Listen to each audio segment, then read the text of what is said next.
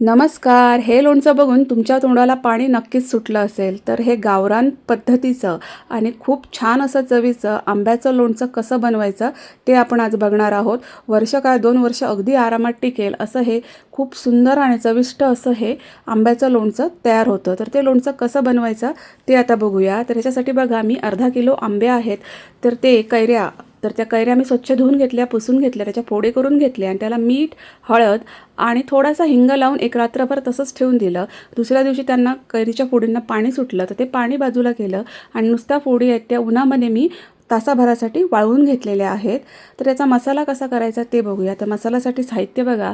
तर इथं मी पाव चमचा मेथीदाणे घेतलेले आहेत, पाव चमचा मिरीदाणे घेतलेले आहेत, 1 चमचा मी इथं धणे घेतलेले आहेत, 1 चमचा जिरं घ्यायचं, 1 चमचा बडीशेप आणि पाव चमचा मी इथं ओवा घेतलेला आहे. तर मेथीदाणे जे आहेत ते माझ्याकडे ऑलरेडी भाजलेले होते, त्यामुळे ते सोडून बाकीचे सगळे जिन्नस मी मंद गॅस फ्लेमवर हलके भाजून घेणार आहे. तर हे जे सगळे जिन्नस आहेत ते आपल्याला हलकेच भाजून घ्यायचे आहे, जास्त करपवायचे नाही आहेत. त्याचा हलका वास यायला लागला की आपल्याला गॅसची फ्लेम बंद करायची आहे. हा आपण असा घरगुती पद्धतीचा मसाला करतो आहे. या मसाल्यामुळे या लोणच्याची जी चव आहे ना ती खूप अप्रतिम येते. खूप सुंदर आणि चवदार असं हे लोणचं इथं आपलं तयार होतं. तर हे जे सगळे जिन्नस आहेत तर ते मी मंद गॅस फ्लेमवर हलके असे भाजून घेतलेले आहेत. खूप सुंदर असं हे लोणचं तयार होतं. तर त्या मगाशी ज्या मी फोडी तुम्हाला दाखवल्या तर त्या मी तासाभरासाठीच उन्हामध्ये वाळवलेल्या होत्या. तुम्हाला समजा अजून कडक हव्या असतील तर तुम्ही थोड्या अजून त्यांना जास्त वेळसुद्धा वाळवू शकता. तर हे असं मस्त असं भाजून झालेले आहेत हे सगळे जिन्नस. आता मी गॅसची फ्लेम बंद केली आणि आता मी एका प्लेटमध्ये काढून घेणार आहे. तर मेथीदाणे अगोदरच भाजलेले होते त्यामुळे ते काय मी भाजून घेतलेले नाही. तुमच्याकडे नसतील तर तुम्ही हे व्यवस्थित मेथीदाणे भाजून घ्या. ह्याच्यानंतर अजून एक मसाल्याचा जिन्नस आपल्याला लागणार आहे तो म्हणजे मोहरी.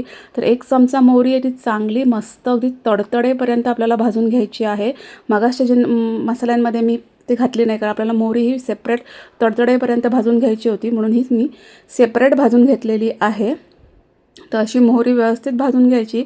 मोहरी समजा तुम्ही व्यवस्थित भाजली नसेल तर तिचा कडवटपणा मसाल्यामध्ये येईल. तर अशी मस्त तडतडेपर्यंत मोहरी भाजून घ्यायची आणि हे सगळे जे जिन्नस आहेत ते थंड करून घ्यायचे. नंतर मग मिक्सरच्या जारमध्ये घालून याची अशी पूड करून घ्यायची. म्हणजे खूप बारीक पूड नाही, थोडी हलकी अशी भरडच करून घ्यायची आहे. बघू शकता तुम्ही. तर अर्धा किलो कैरीसाठी एवढ्या मसाल्याचं प्रमाण हे परफेक्ट आहे. तर तो सगळा जो तयार केलेला मसाला आहे तर तो मी एका बाऊलमध्ये काढून घेतलेला आहे. आता त्याच्यामध्ये अजून काही जिन्नस जाणार आहेत.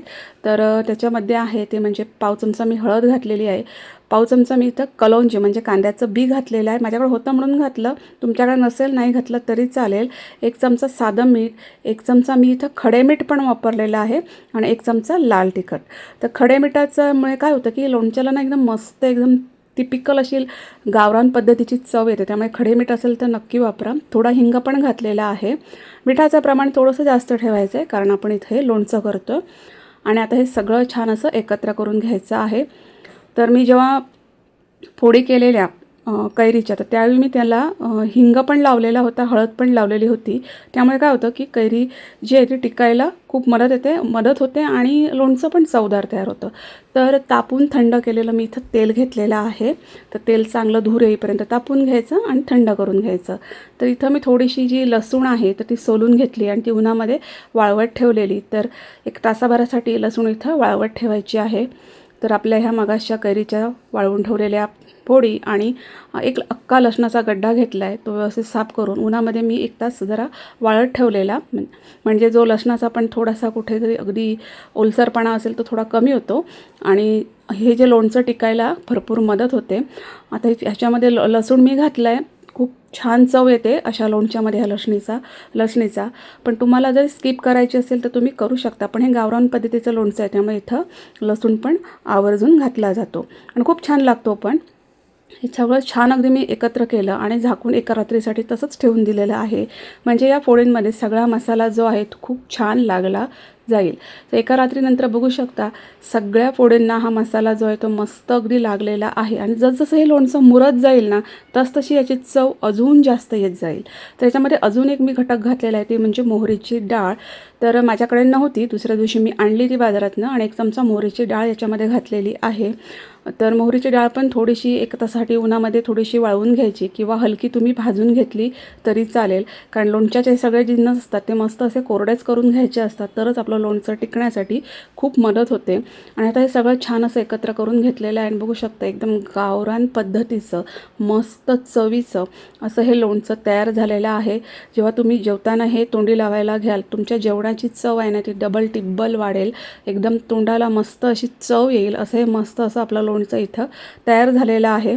एका कोरड्या काचेच्या बरणीमध्ये व्यवस्थित हे लोणचं भरून ठेवायचं. हवं असल्यास अजून थोडंसं तापून थंड केलेलं तेल त्या बरणीमध्ये घालायचं, म्हणजे लोणचं अजून टिकण्यास मदत होईल. आणि हे लोणचं पॅक करून ठेवायचं. तर व्हिडिओ बघितल्याबद्दल धन्यवाद. थँक्यू.